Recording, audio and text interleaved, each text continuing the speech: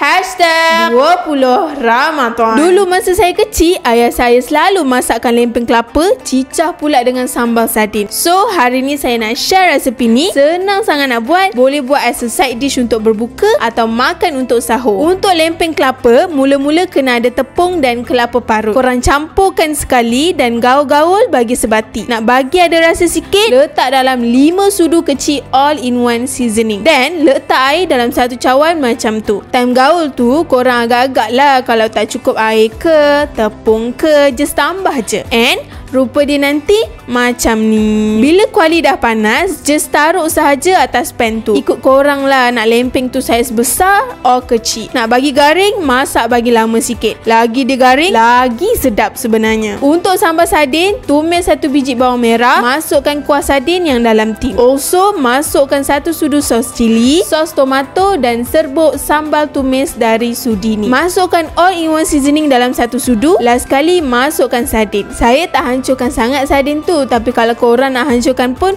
okey je. Resepi ni sangatlah mudah, yang duduk sorang-sorang untuk nak buat moreh ke, sahur ke, korang boleh try this recipe. Okey?